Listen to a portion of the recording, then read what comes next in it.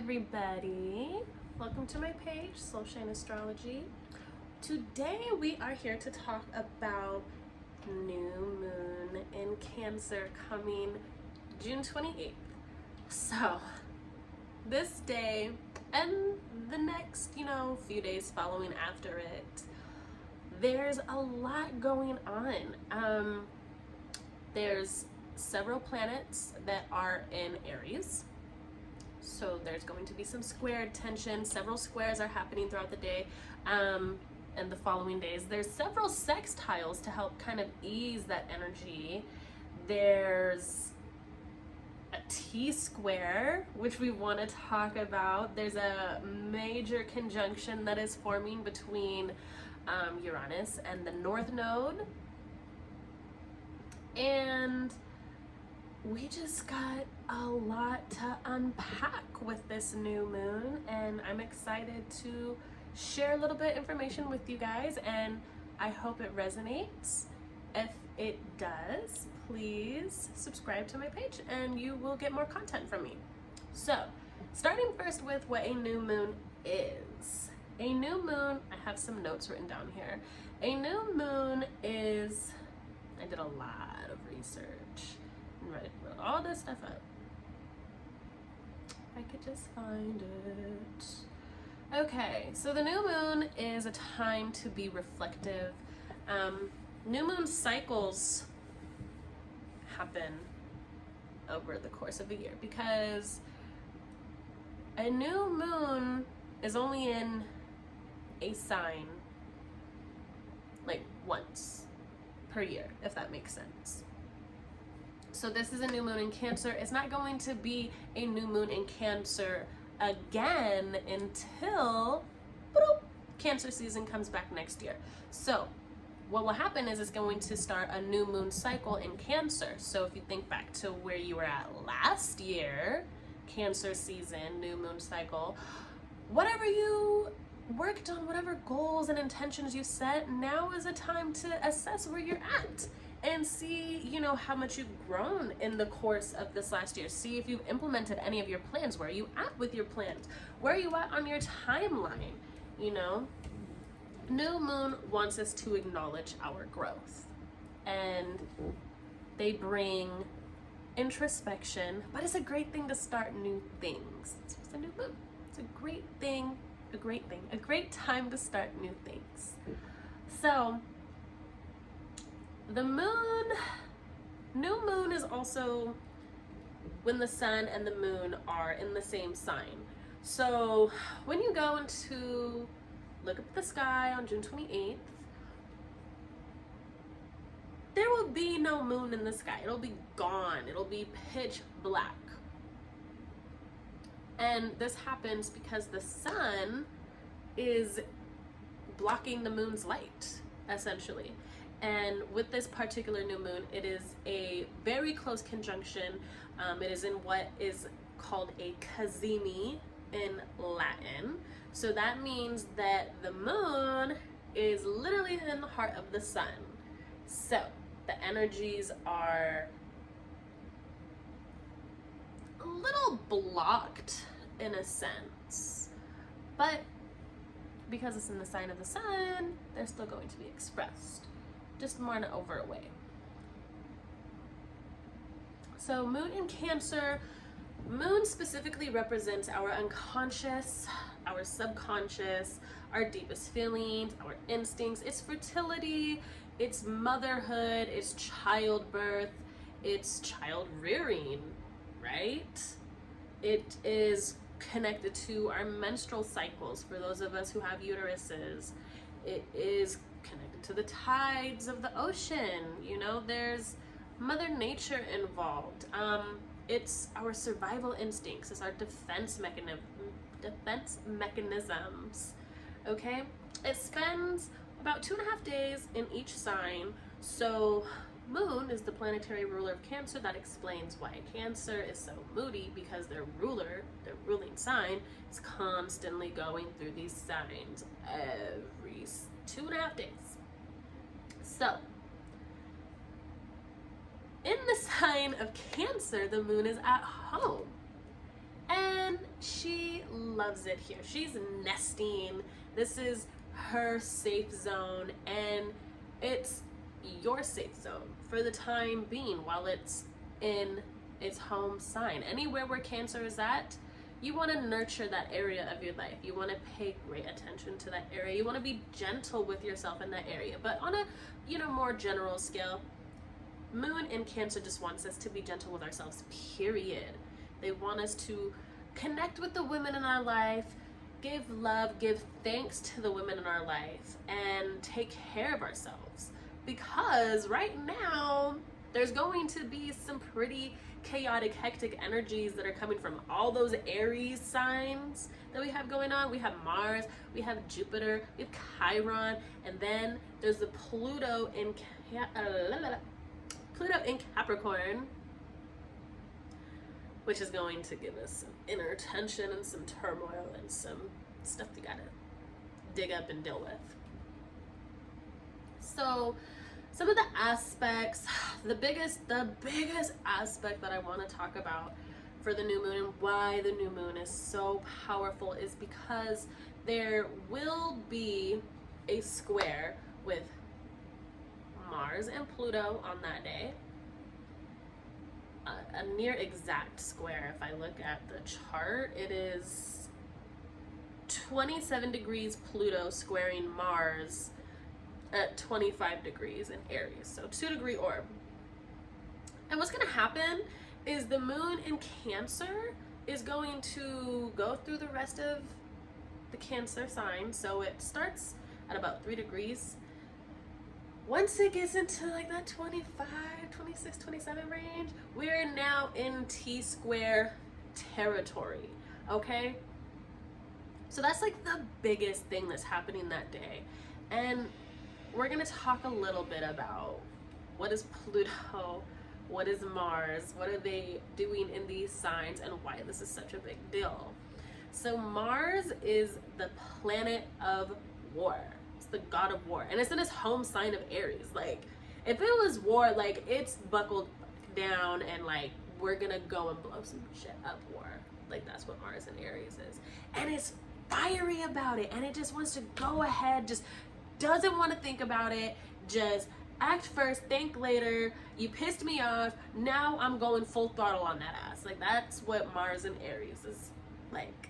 And it has a lot of passion, and you can feel inspired because of how passionate it is, and you don't have any thought in your mind that anything is going to go wrong, because you're just like, I'm on it.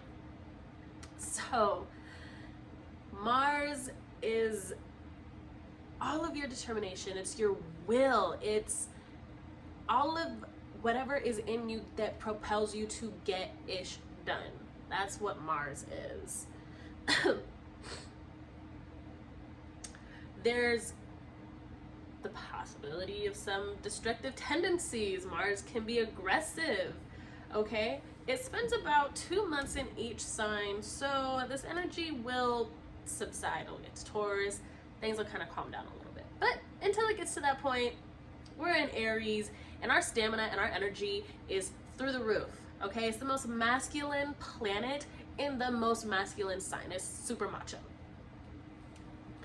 And collectively, when it's in Aries, the fire of it, it propels us forward, and we're not concerned about the possibility of failing.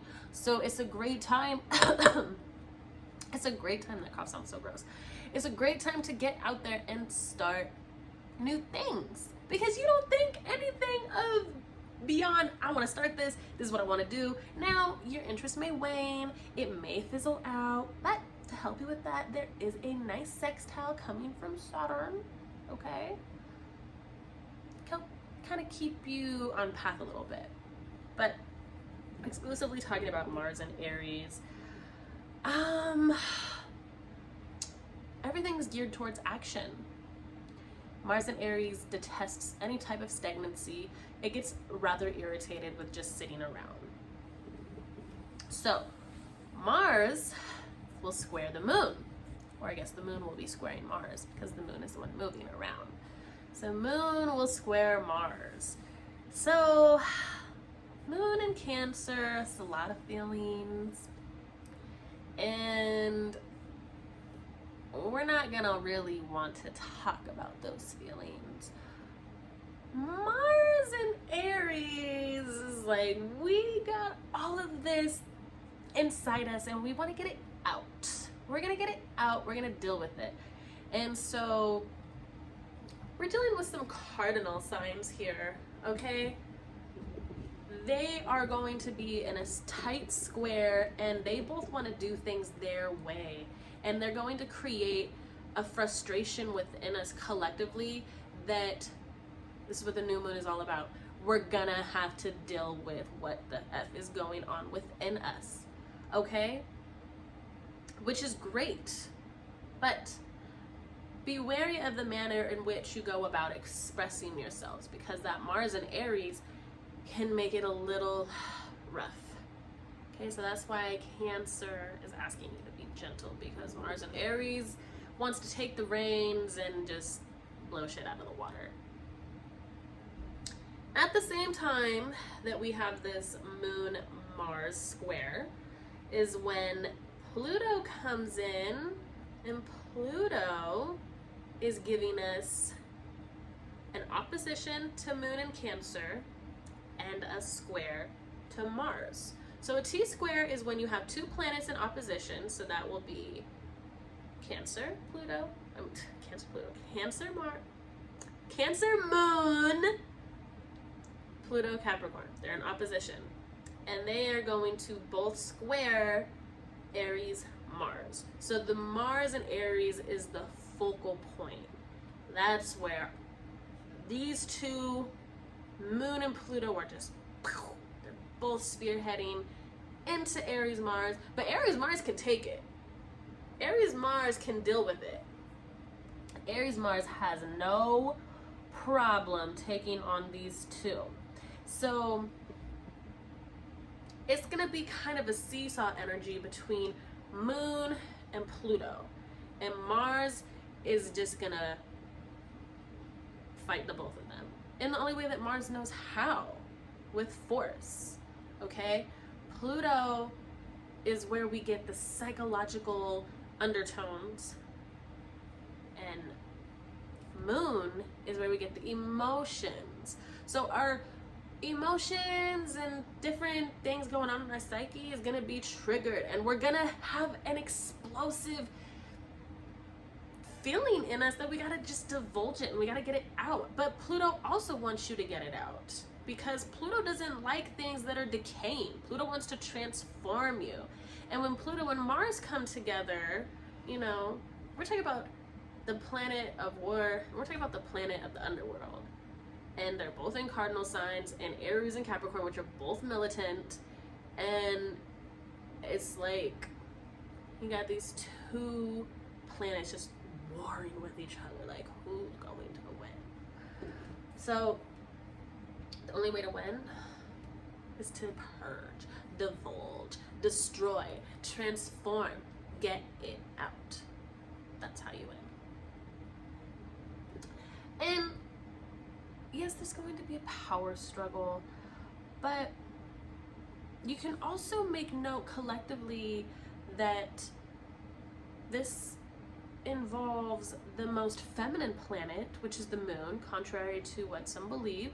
It's not Venus, it's the moon. The most feminine planet, and then the most masculine planet, right?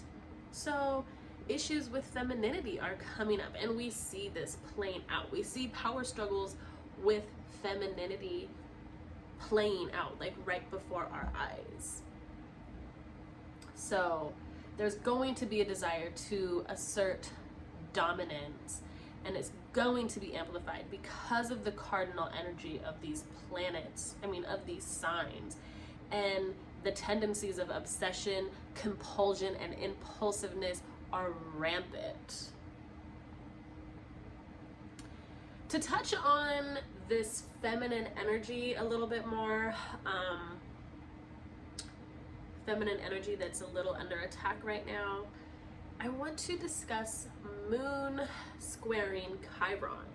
So this is an emotional wounding that's taking place. We know that Chiron is the wounded healer of the zodiac. He could heal everybody but himself. And since moon represents the feminine, and the Chiron is in Aries. So not only is it an emotional wounding, but it's an emotional wounding as it relates to our identity as ourselves and our egos. And that's very much under attack right now. That's very much under fire. But the thing with squares that's so great about them, contrary to how much friction they bring, is that it brings with it the desire and the itch to fix, like an itch to fix something. Like, you have to figure out how to release and take action with this energy. Tension creates energy, you know? So there's gonna be something that's gonna be done. With the Mars over there fighting everybody in the background, I would not be surprised if there are some riots that are happening, if there's some protests that are going on, okay? Protests, think about, we also have Chiron sextiling Mercury. So what's happening with this is that conversations of the past, of past wounds, are being brought back up to the surface, which it is. This whole Roe versus Wade thing is just like all over the transits and astrology. It's, could not make this up if you wanted to. So there's old systems and these old precedents that are changing, but there's still a core wound. There's a core problem that needs to be discussed and talked about and yelled about and rioted about and fixed. And we need to come to a resolution somehow. Venus and Jupiter are forming a sextile around the same time. So the coming together of these two planets is very great for collaborations. And on a global scale, you know, you have to think Jupiter is about long distance travel, you know, foreign travel. It connects people in different parts of the world. And so when we have collaborations like this, we're seeing what happens when people come together for the betterment of society. And you see it now because there's various states that are trying to figure out how can we work with one another to create safe reproductive health resources for women in need, for women who are being denied these rights in other countries and other states, right? The other aspects that I think are interesting to note are the Pluto-Neptune sextile. And just the fact that Neptune is in its home sign in Pisces, which it has been for a while, but a lot of this, and it's, you know, these are slow processes, they slowly unfold. And when we're talking about Neptune and Pluto, you know, it slowly reveals itself over time. And what is revealing itself is an increased and or renewed interest in spirituality, astrology, tarot, crystals, you know, occult metaphysics, all types of stuff. And it's beautiful because the more we connect with these tools of divination, the more we can ascend into higher levels of consciousness so that we may create a better world for ourselves and others. And then what is forming right now, which is going to be just like blow everything out, we're gonna see. What is forming right now is a conjunction between Uranus and North Node. So Uranus is like great intuition, beautiful, fast, rapid insight that just comes from the heavens, just comes from beyond. It's the great awakener. And North Node points to our destiny. It points to where we are moving. And collectively, when this comes together in a conjunction towards the end of July, so it's forming right now, when it comes to a conjunction towards the end of July, there may be a difference in the direction that we all feel we need to go collectively. So then when you want to think about what I just mentioned about the spirituality, like North Node is our destiny, spirituality. Neptune is in Pisces, which is going to be helping that conjunction because it's going to be sextiling it itself. You know, there's going to be an awakening, but because it's Uranus, there can be a little bit of volatility involved in it. It can be rough and abrupt, and it's rebellious in nature, and it could be a rebellious response to, you know, where we're at collectively in society. But overall, we're just in a midst of time when there's so much that needs to be broken down. There's so much that needs to be rebuilt. You know, Saturn and Aquarius has these same themes. You know, what is going to be better for us? What's going to give us more social justice? What's better in terms of the group? No more us versus them. It's got to be we. It's a collective effort. It's a collective thing. And so all of these themes are going to be coming up, and it's going to get to a boiling point for sure. So that's what we have for the new moon. And as I said, it's going to follow the next few days after the new moon. And then some of these aspects will linger on a little bit longer. Some of them are forming. But all in all, sounds like the theme is transformation, which we love ultimately, because transformation means growth. And unless we are growing, we are not doing nothing. So thank you for watching, and I will be back with a full moon report in about 2 weeks. I'll see you soon. Thanks.